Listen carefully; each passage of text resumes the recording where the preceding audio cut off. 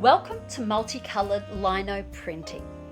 Inspired by my idol, the Japanese artist Yayoi Kusama, I used her mushroom series as inspiration to create the design I am using for my prints today.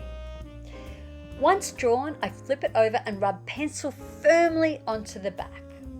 Once that is done, I flip it back and tape it onto the rubber plate and trace over the original drawing or design.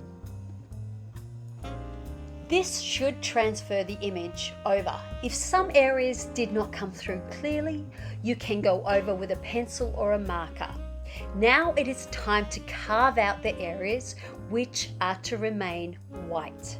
Use a thin tool to start with, moving to a wider carving tool to excavate or remove larger areas of rubber.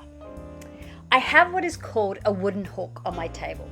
The hook connects with the table and allows you to carve against it.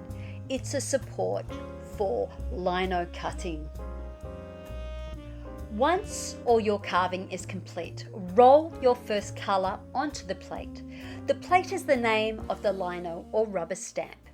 You'll want to align your prints to ensure that they sit as accurately on top of each other as possible.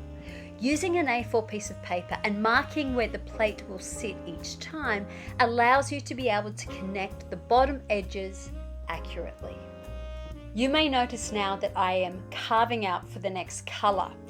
I missed pressing record to show you how to print the yellow paper, but fear not, it is coming up right now.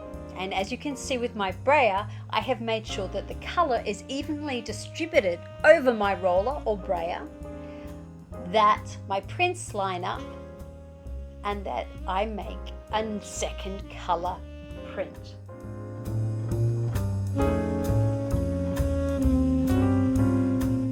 Print a number of prints each time, depending on how each one works out.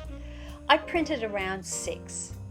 Try and make sure that the acrylic paint or the printer's ink is even on your brayer. You do this by running your brayer over the color, lifting up your roller, letting it turn, and then changing direction. This helps smooth the color out.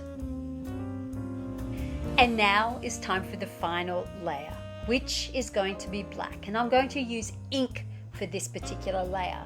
You might have noticed that I used acrylic paint for the others. I think ink is preferable, but I did not have colored ink available to me at the time, so I used whatever I had available. The ink that finishes it off is beautiful. The black really stands out against the gorgeous colors that I've used. Whoops, this one doesn't quite align. Oh well, the next one will, and as you'll see, the next few do. That's why we need to be a little more accurate. Thanks for watching, and I hope you got a little bit of something out of it and go forth and enjoy multicolored printing.